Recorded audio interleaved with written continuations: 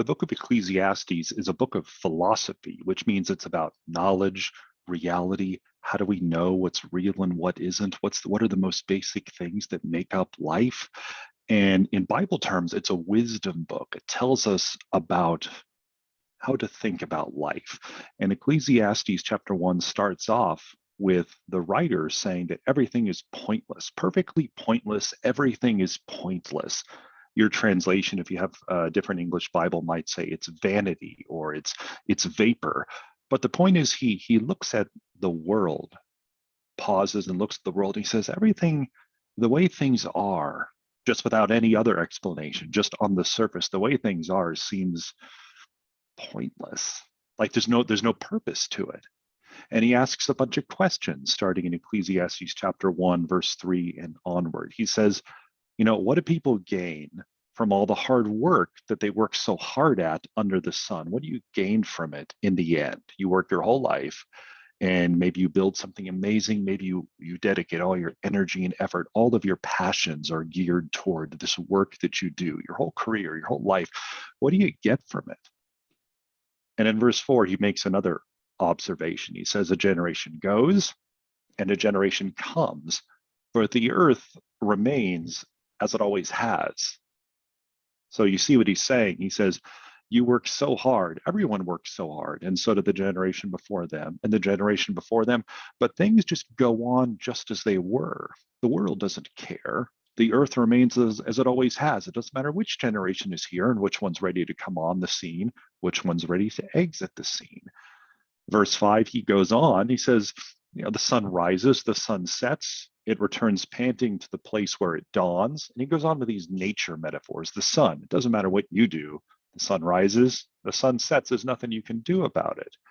He talks about the wind. The wind blows to the south, it goes to the north. Things just go on. The cycle continues.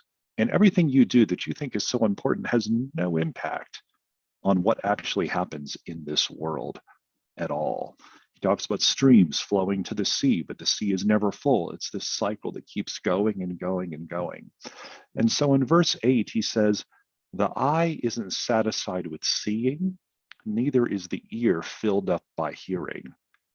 There's never a satisfaction that we see on this side of the grave, just on a surface level, as we're preoccupied with the things that preoccupy each one of us in our day-to-day lives.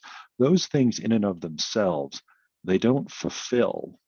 There's still a longing. There's not a real fulfillment. Now we think there is, but what Solomon's saying is he's pausing to act like a philosopher or act like a wise person and to think what actually does everything I'm doing matter.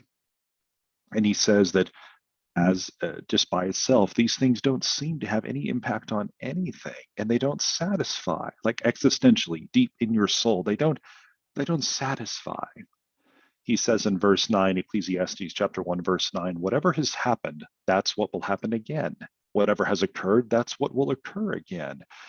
There's these endless cycles, and again, there's nothing that we do that seems to break them. Right now, the Russians are massing on the Ukrainian border, ready to invade. It seems like we're back to major land conflict on the Western European continent. And we were just there in the 1940s. Things just continue to go back and forth in an endless cycle. Has the Cold War started again? You notice again, things just cycle back generation after generation. And what was the gain from everything the previous generation tried to do? He says there's nothing new under the sun. People might say about something, look at this, it's new. But Solomon says it was already around for ages before us. There's no remembrance of things in the past, nor of things to come in the future. Neither will there be any remembrance among those who come along in the future. So he hasn't made any conclusions yet. He's going to go on and talk about what this means, but just think about his observations. He's just looking at things as they are. Do the things that you spend your time doing, if you think from a Christian perspective, do the things that you spend your time doing, do they actually matter? And if not, why do you focus all of your energy, all your passions, all your attention, all your all of your gifts, all of your energy on those things when they don't have any eternal significance. They don't have any lasting significance when what you do will be forgotten a generation, certainly 2 generations from now. Do you know all the intricate details of your grandparents' lives, what they did, what they achieved? What about your great grandparents?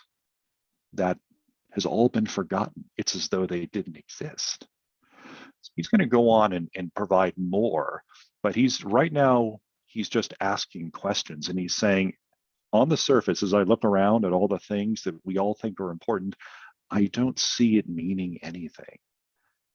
And to skip way ahead to wrap this one video up, from a Christian perspective, what he's saying is that there is nothing in this world that has any eternal significance unless it's defined by and oriented by your relationship with God, our Creator, through His Son, Jesus Christ. He is the one who gives us meaning, purpose. He's the one who tells us why our work is important, when it is important and when it isn't important, who tells us about relationships, who tells us about this world, who tells us how to protect this world, who prioritizes and orders and shapes our lives. And without him, we have jobs and pursuits and hobbies that, unless they're defined by and informed by him, by God's wisdom, we're spending our lives doing nothing. That's what he wants us to think about. Now, I've deliberately haven't gone on and explained everything he's talking about. I'm going to wait for Solomon to do that himself. But he wants us to think about, what do we spend our time doing? What's eternal and what is transient, temporary? What's like vapor that's there, that you can feel, that you can sense, that you can see, but vanishes away very, very quickly? Is what you spend your energy, your passions, your total self doing, is it eternal? Is it meaningful? Or is it not? That's what he wants us to think about. And that's what we ought to think about.